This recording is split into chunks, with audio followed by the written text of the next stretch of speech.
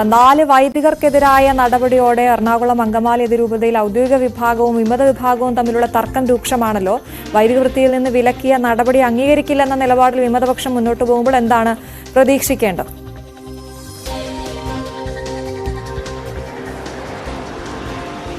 അശ്വതി, കഴിഞ്ഞ കുറച്ച് നാളുകളായി സിറോ മലബാർ സഭയിൽ എറണാകുളം അങ്കമാലി അതിരൂപതയിൽ പ്രത്യേകിച്ചും ഔദ്യോഗിക പക്ഷവും വിമതപക്ഷവുമായുള്ള ഏറ്റുമുട്ടൽ തുടരുകയാണ്. അത് പരസ്പരം പോരുവിളിക്കുന്ന രീതിയിലേക്കെല്ലാം തന്നെ കാര്യങ്ങൾ വന്നിരിക്കുന്നു. ഇപ്പോൾ കർശനമായ ഒരു നടപടിയിലേക്ക് ഔദ്യോഗിക വിഭാഗം കടന്നിരിക്കുന്നു എന്നതാണ്.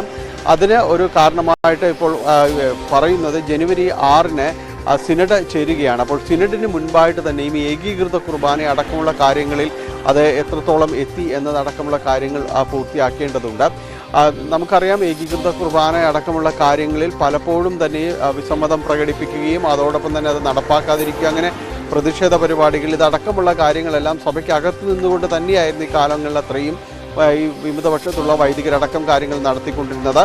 അപ്പോൾ അതിനെതിരെയാണ് നടപടി വന്നിരിക്കുന്നത്. അങ്ങനെ കഴിഞ്ഞ തവണ അവിടെ നിന്നുള്ള നിർദ്ദേശപ്രകാരം സഭാ സിനഡിൽ അതോടൊപ്പം തന്നെ അതിരൂപത നേതൃത്വം തന്നെ എടുത്ത ഈ ചാൻസലർമാരടക്കമുള്ള അഡ്മിനിസ്ട്രേറ്റർമാരടക്കമുള്ള നിയമനങ്ങൾ ഉണ്ടായിരുന്നു. അത് വികാരിമാർക്ക്, അതായത് ആ ഇടവകയിലെ വികാരിമാർക്ക് മുകളിലുള്ള ആളുകളെ അവിടെ നിയമിക്കുകയായിരുന്നു. എന്നാൽ അത് അംഗീകരിക്കാൻ കഴിയില്ല. ഇത് കടന്നുകയറ്റമാണെന്ന് പറഞ്ഞുകൊണ്ട് അതിനെതിരെയും പ്രതിഷേധങ്ങൾ വന്നിരുന്നു. പലയിടത്തും ഈ അഡ്മിനിസ്ട്രേറ്റർമാർക്ക് ചുമതല ഏറ്റെടുക്കാൻ 4 ഇടവകളിൽ കഴിഞ്ഞിരുന്നില്ല. അവിടങ്ങളിലുണ്ടായിരുന്ന വികാരിമാർക്കെതിരെയാണ് ഇപ്പോൾ നടപടി വന്നിരിക്കുന്നത്. അവരെ വൈദിക വൃത്തിയിൽ നിന്ന് അടക്കം വിലക്കിക്കൊണ്ടുള്ള ഒരു നടപടിയാണ് വന്നിരിക്കുന്നത്. എന്നാൽ അതിനെയും അംഗീകരിക്കില്ല എന്നാണ് ഇപ്പോൾ വിമതപക്ഷം പറയുന്നത്. കാരണം ഇതൊരു കടന്നുകയറ്റമാണ്. പൗരസ്ത്യ കാനോനിക നിയമം 284 വകുപ്പ് പ്രകാരം ഇത് ഒരു സ്ഥലത്തെ വികാരി അതിൻ്റെ ഒരു നിശ്ചിത കാലഘട്ടം പൂർത്തിയാക്കേണ്ടതുണ്ട്. അതല്ലാതെ അവിടെ നിന്ന് ആളെ നീക്കം ചെയ്യാൻ കഴിയില്ല. മാത്രവുമല്ല, ഈ ഇടവകകളിലെ എല്ലാ വികാരിമാരും സഭാ കോടതികൾക്ക് പുറത്ത് ഇവിടെയുള്ള സിവിൽ കോടതികളിൽ ഈ നിയമനം ചോദ്യം ചെയ്തുകൊണ്ട് ചോദ്യം ചെയ്തുകൊണ്ട് പോയിട്ടുണ്ട്. തൽസ്ഥിതി തുടരുക എന്നതാണ് കോടതി നടപടികൾ നടക്കുമ്പോഴുള്ള കീഴ്വഴക്കമെന്ന് ഇവർ ചൂണ്ടിക്കാണിക്കുകയും ചെയ്യുന്നു. അതുകൊണ്ട് തന്നെ ഇത് സിവിൽ കോടതിയുടെയും മുകളിലുള്ള കടന്നുകയറ്റമാണ് എന്നാണ് ഇവർ പറയുന്നത്.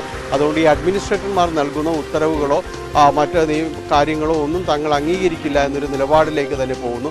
തീർച്ചയായും ഇതൊരു തുറന്ന ഏറ്റുമുട്ടലിലേക്ക് തന്നെയാണ് പോകുന്നത്. ഇവർ പറയുന്നത്, വിമതപക്ഷം പറയുന്നത്, ഈ 6-ാം തീയതി തുടങ്ങുന്ന സിനഡിന് മുൻപായിട്ട് നടത്തുന്ന തിരക്കിട്ട നടപടികളാണ് ഇതെന്നതാണ്.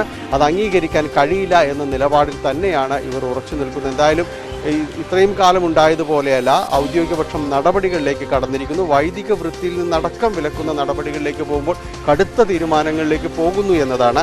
അത് ഏത് രീതിയിൽ ഇനി പള്ളികളിൽ പ്രതിഫലിക്കും, വിശ്വാസികൾ അത് ഏത് രീതിയിലാണ് അത്തരം കാര്യങ്ങൾ ഉൾക്കൊള്ളുക എന്നതെല്ലാം തന്നെയാണ് ഇനി അറിയേണ്ടത്. അശ്വതി. ശരി, ഡാനി പോളാണ് വിവരങ്ങൾ നൽകിയത്. മറ്റു വാർത്തകളിലേക്ക് എത്താം ഇടവേളയ്ക്ക് ശേഷം.